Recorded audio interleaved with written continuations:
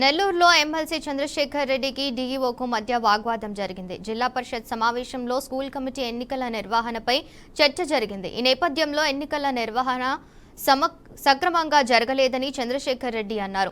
బదులుగా పలు పాఠశాలల్లో ఎన్నికలు వాయిదా వేశారని డీఓ సమాధానమిచ్చారు. ఈ క్రమంలో జెడ్పీ చైర్పర్సన్ ఆనం అరుణమ్మకు డీఈఓ మధ్య కూడా వాగ్వాదం జరిగింది.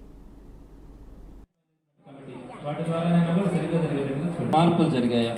నెక్స్ట్ మూడో పాయింట్ మీరు ఏం చెప్పారంటే, ఇందాక జిల్లాలో ఒక్క స్కూల్లో కూడా టీచర్ ప్రాబ్లం లేకుండా, కొరత లేకుండా అడ్జస్ట్ చేయగలమా అంటున్నారు. అంటే మన జిల్లాలో అసలు మనకి స్కేర్సిటీ లేదా? అంటే టీచర్స్ అందరూ కూడా సఫిషియెంట్గానే ఉన్నారా? అంటే వర్క్ అడ్జస్ట్మెంట్ చేస్తే ప్రతి స్కూల్లో కూడా మనకి ఎక్కడ కూడా ప్రాబ్లం రాకుండా ఉండే అవకాశం ఉందా? నేను 3 పాయింట్స్ అండి అడిగింది. ఒకటి, స్టేట్ లెవెల్లో చేయాలనేది ఒక ప్రపోజల్ ఉంది. దానివల్ల టీచర్స్ చాలా సర్ప్రైజ్ కూడా అవకాశం ఉంటుంది. ఎందుకంటే మీకు మండల స్థాయిలో ఎంఈఓలు కానీ చేస్తే వాళ్ళకి తెలుస్తాయి ప్రాబ్లమ్స్ ఏంటనేది.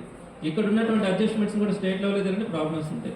సో అది నిజమా? స్టేట్ లెవెల్లోనే చేయాలనే ఆలోచన కరెక్టా? అదేవిధంగా టీచర్స్, స్టూడెంట్స్, సెక్షన్స్ రేషియో ఇంతకు ముందు లాగానే ఉందా?